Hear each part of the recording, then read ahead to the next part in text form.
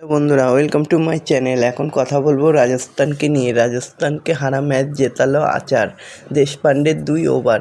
ব্যর্থ রাশেদ ও রাবাডার লড়াই। ঘরের মাঠে হার শুভমনহীন গুজরাটের। যশস্বী জয়সওয়াল ও ধ্রুব জুরেলের ব্যাটিংয়ে সৌজন্যে রাজস্থান 210 রান করে 6 উইকেটের বিনিময়ে।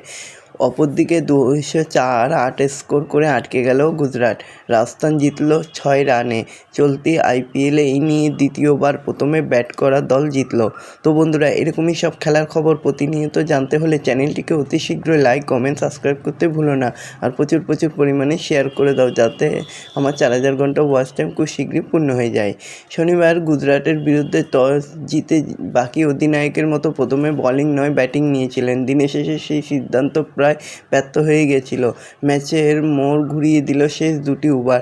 12 বলে 15 দরকার ছিল গুজরাটের। পেশিতে টান দ্বারা ওইদিন ম্যাচ খেলতে পারেনি শুভমন গিল। 4 জায়গায় নেতৃত্ব দেন রাশেদ।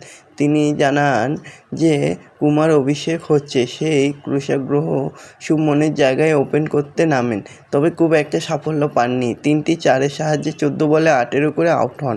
বড় রান পাননি জস বাটলারও, তিনিও 26 করে ফিরে যান।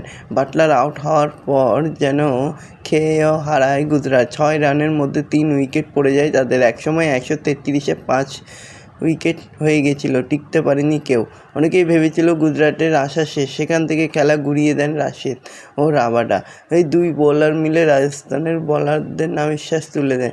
যেখানে অনায়াসে ম্যাচ পকেটে পুরে ফেলার কথা, সেখানে রাশেদ রাবাডার হাতে রাজস্থানের বোলাররা অনেকটাই রান হজম করেন। 2 ওভার বাকি থাকার সময়ই মনে হয়েছিল ম্যাচ আর বাকি নেই। তখনও ক্রিজে জমে উঠেছিল রাশেদ রাবাডা, কিন্তু আচারের বল খেলতে পারেননি এই 2 ব্যাটার। 19তম ওভারে একটিও 4 হয়নি, যা রাজস্থানের ইনিংসে প্রথমবার ঘটে। শেষ ওভার করতে আসেন দেশপান্ডে। তিনিও 6টি বলে ইয়র্কার করেন। পঞ্চম বলে তুলে মারতে গিয়ে আউট হন রাশেদ।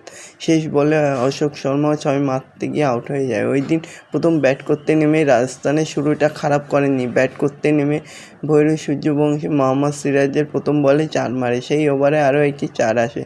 পরের ওভারে রাবাডাকেও 4 মারে, কিন্তু 19 রানের মাথায় ক্যাচ পড়ে ভৈরবের।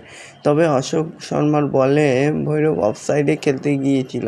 অনেকটা দৌড়ে গিয়েও বল তালুবন্দি করতে পারেননি জস বাটলার। সেই বল সিরাজ বাঁচাতে গিয়ে বাউন্ডারি পার করে দেন। পরের বলেই অশোককে 6 মারে ভৈরব। পাওয়ার প্লেতে কোনো উইকেট না হারিয়ে 69 রান তুলে দেয় রাজস্থান। তবে রাজস্থানের রান রেট তাতেও কমেনি। যশস্বীর সঙ্গে জুটি বেঁধে গুজরাটের বোলারদেরকে চাপে ফেলে দেন জুরেল। শনিবার চলতি আইপিএলের প্রথম অর্ধশত রান করলেন যশস্বী। শেষ পর্যন্ত 6টি 4